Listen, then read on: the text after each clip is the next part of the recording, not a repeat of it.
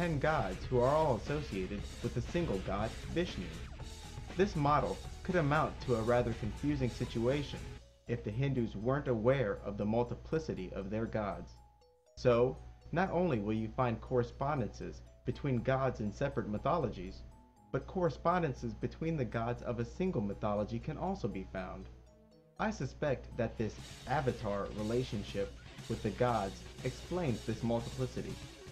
Another common habit of mythology is to describe a single god as a pair, one good and one evil.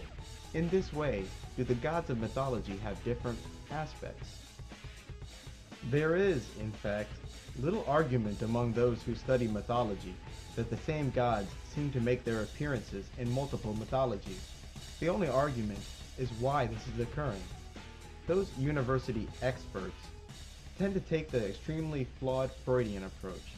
They believe that this mythological overlap is due to the natural cultural exchange that occurs between civilizations in proximity, proposing that, over time, two nearby civilizations will begin to absorb the traditions and gods of the other.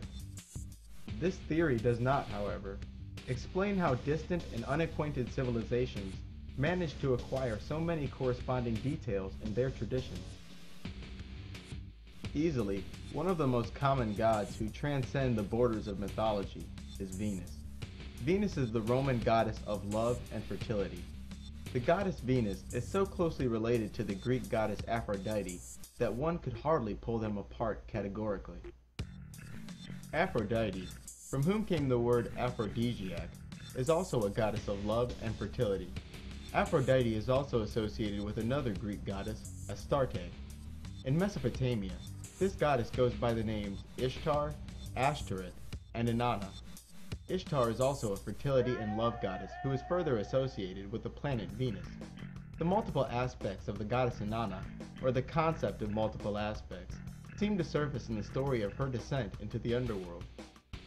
Here, Inanna descends into the land of the dead, ruled by her dark sister or aspect, Ereshkigal. At the end of the story, the reader may have the impression that Ereshkigal, queen of the underworld, absorbed the qualities or body of her sister Inanna.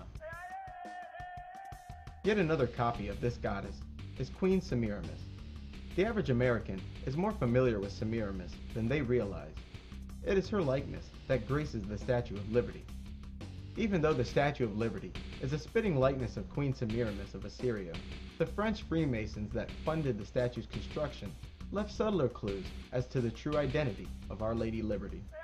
In magic, the metal of the goddess Venus is copper, her color is green, and her number is 7. The exterior of the Statue of Liberty is made of copper, the statue is green, and has 7 rays of light reaching out from her head. Then there's Satan, who himself has countless names. Most Christians believe they have a monopoly on the stories regarding this being, but Satanists know better. Satanists, and occultists in general, have equated the fallen angel Satan with the villain of almost every mythology. In Egyptian mythology, Satan is Set, the Egyptian god of chaos, storms, and evil. And similar to Satan from the Bible, who once stood beside the throne of God, Set was once the guardian of the sun god Ra. Apparently, it was after Set's battle with Apep, the serpent of chaos, that he became the new villain in the Egyptian tales. The first to play this villain role was Apep himself. The evil god Set kills his benevolent brother Osiris twice, then begins to make war with the seed of Osiris, a god named Horus. In Jewish folklore, Satan was called Samael. Samael, whose name meant venom of God, was considered a dark angel of death, and also the true father of Cain, which was the first child of Adam and Eve. Satanists repeatedly enforced this association, frequently suggesting that it was the serpent who was the true father of Cain, rather than Adam.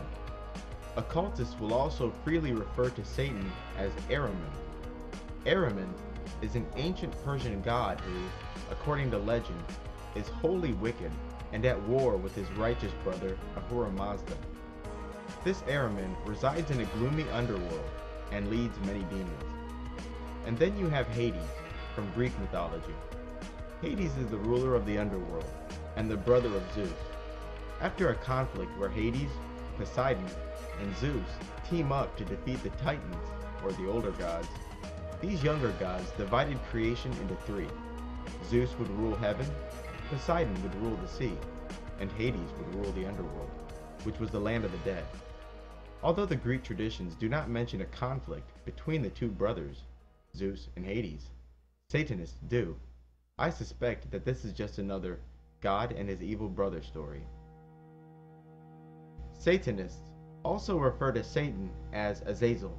Azazel, according to Jewish lore in the Bible, is a fallen angel or demon who is described as an outcast. He, like the Egyptian god Set, is associated with the desert. Although Azazel was mentioned in the Bible, his most famous appearance was in the Book of Enoch. The Book of Enoch is considered an apocryphal text, which means that it did not receive entry into the Bible. The Book of Enoch's exclusion from the Bible is truly a tragedy, and the fact that Christians' opinion regarding this text is largely unchanged makes for an even greater tragedy. The Book of Enoch is essentially the first 6 chapters of the Bible's Genesis expanded into an entire book. It does not, in any way, relate information that is contradictory to the Bible.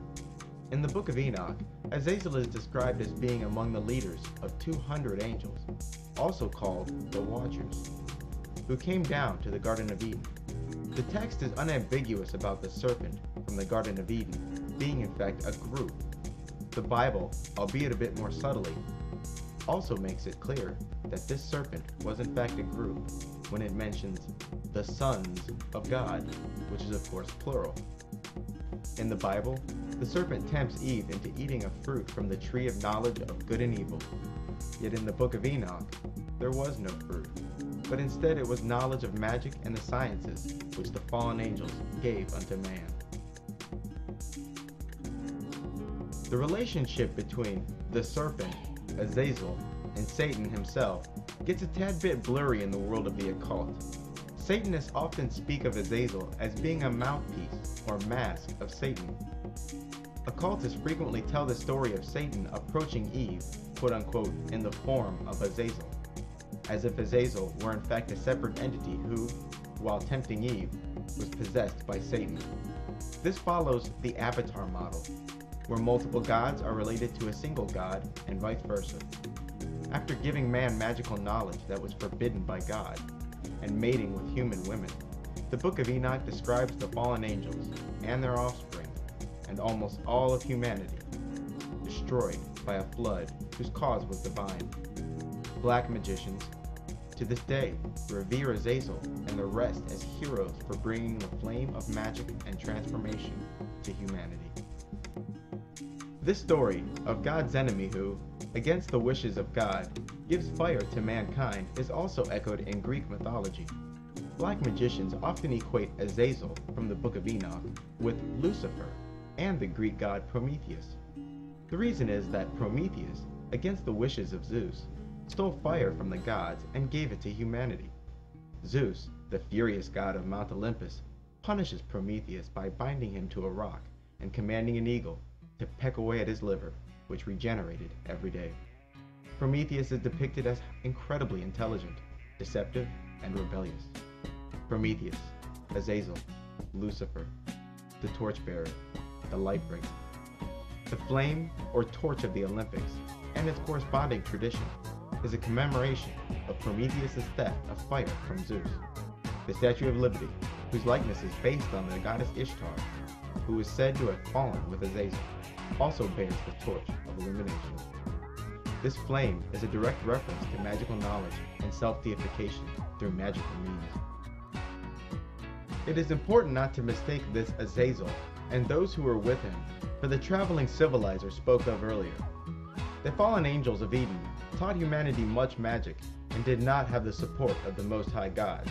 Our humble civilizer, on the other hand, spoke of morals and the sciences while never teaching magic, and he also had the support of the Most High God. Jehovah, Jove, or God, is the righteous brother and ruler whose names are also many. To the Jews, he was Yahweh,